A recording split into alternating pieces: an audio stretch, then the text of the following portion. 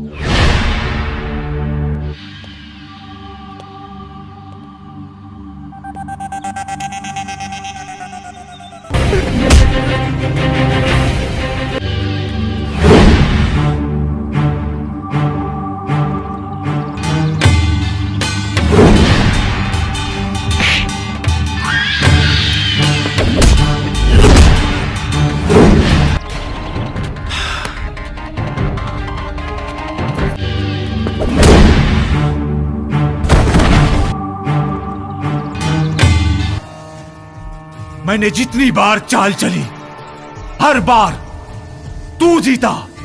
बचपन से लेके आज तक गौरी से प्यार करता रहा। तूने उसको भी छीन लिया। आज तुझे मैं जिंदा नहीं छोड़ूंगा।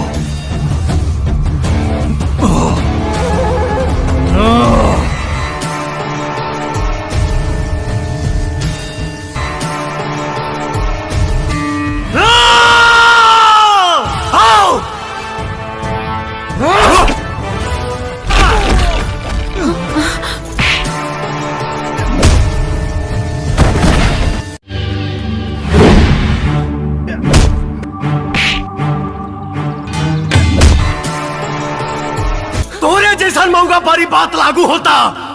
एक कोठे वाली एक लड़के से बोलती है कि जाओ तुम अपनी माँ का कलेजा निकाल के लाओ, तो मुझे विश्वास होगा कि तुम मुझसे प्यार करते हो।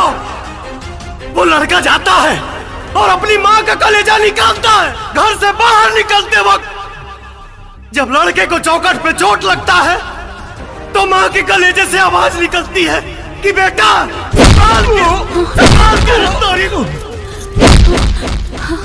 और वो लड़का कलेजा उस कोठे वाली के पास लेके जाता है तो वो कोठे वाली बोलती है कि अरे भावा माधर जात, जो तुमको पैदा किया जब तुम उसके नहीं हो सके तो मेरा क्या होगे, मेरा क्या होगे।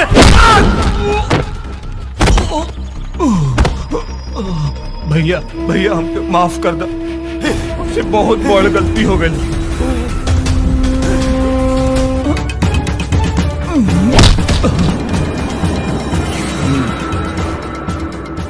दिलों में जिंदा वही रहता है जो अधर्म से लड़ता है, वरना मरने के लिए तो सभी पैदा होते हैं। सही कहल गई बा, पूत का पूत हो सकता है लेकिन माता को माता नहीं हो सकती।